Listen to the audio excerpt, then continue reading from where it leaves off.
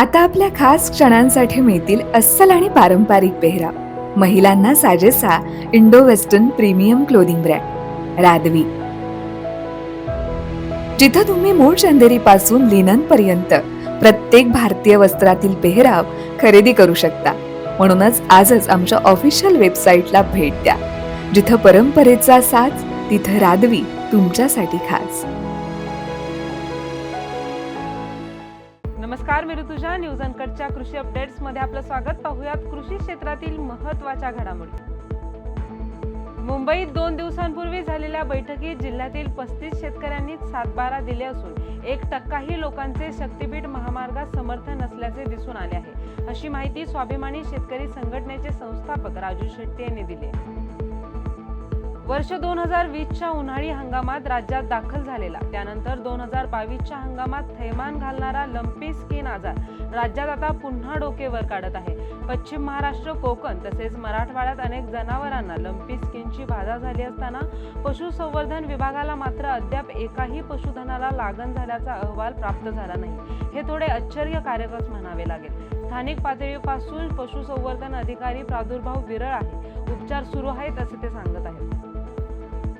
खरीप हंगामाने वेग धरला असून युरियाच्या टंचाईच्या शेतकऱ्यांना आणि पर्यायाने पिकांना झळ सहन करावी लागत आहे.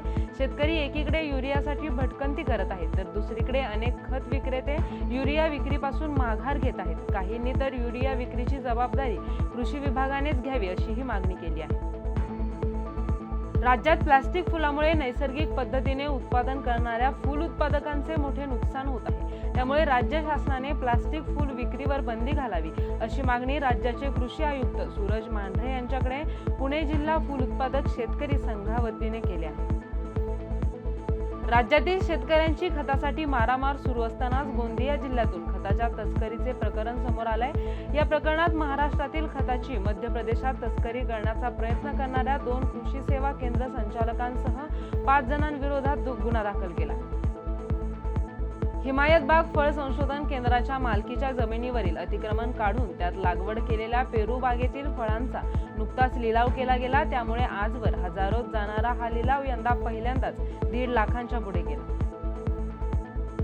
एक छोटीशी सुरुवात मोठ्या परिवर्तनाचे निमित्त कशी ठरते याची प्रचिती घ्यायची असेल तर उमरी येथील कृषी पदवीधर वैभव उघडे यांच्या मातोश्री नर्सरीला भेट द्यावी लागेल. सुरुवातीला छोटासा प्रयत्न म्हणून नर्सरी सुरू करणाऱ्या या व्यवसायाची वार्षिक उलाढाल आज कोट्यवधी रुपयांवर पोहोचली. येत्या सप्टेंबरमध्ये समाप्त होणाऱ्या कापसाच्या चालू हंगामात देशातील कापसाचा अंतिम साठा सुमारे 55.59 लाख गाठी राहण्याचा आहे.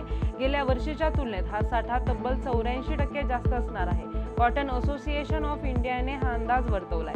त्यामुळे नवीन कापूस हंगाम सुरू होताना कापसाचा शिल्लक साठा जास्त असल्यामुळे उपलब्ध वाढणार आहे.